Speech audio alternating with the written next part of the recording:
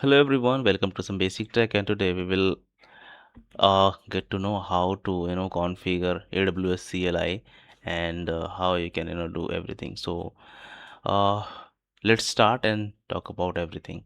So first of all, you need to go to IAM service, and you can just simply search here IAM, and you can click to users. Okay, in the user sections, whatever user needs to be enabled for AWS CLI, you can just click on it. However, I have only one user, so I'm just clicking on it.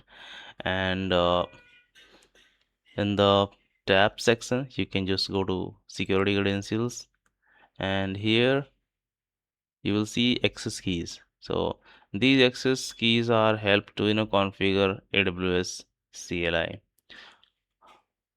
I already configured this access key on my AWS, and I typed AWS configure, so I got this result. It means this access key is already configured. So I'm going to delete it and reconfigure. Okay. So let's do it. Here you can just right side click deactivate or delete. So I'm going to delete it. First we need to deactivate, and it is deactivated now. Now here you can just double click and copy and paste the value, delete it. Perfect. So access key is deleted. Now let's create new access key. This is just for demonstration, so I will delete this access key, and here you can choose the first one, this command line interface, and now move ahead. I understand the above recommendations and want to proceed to create access key. Okay, this is just for confirmation. Next, description value. This is for demo. Okay, create access key.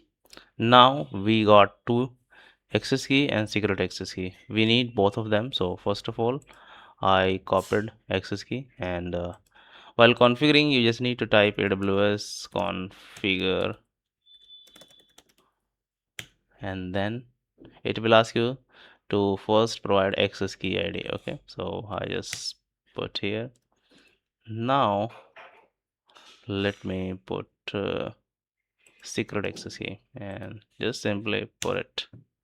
Perfect. Reason, if you have any specific reason, then you can choose it.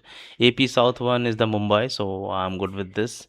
Otherwise, you can choose according to your requirement. Okay. And now I'm just moving ahead. Here, the format where you want to modify the things.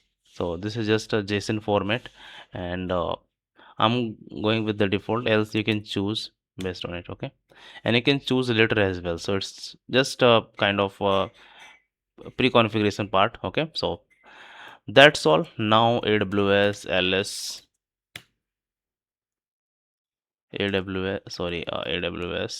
S3 LS. See if there are any things created. I get it. Okay, like this one. Perfect. So this is the way AWS CLI can be configured, and that's all from my end. If you have any questions, queries, or anything, you can just comment on the video. I will definitely help you out, and thank you so much. Have a nice day.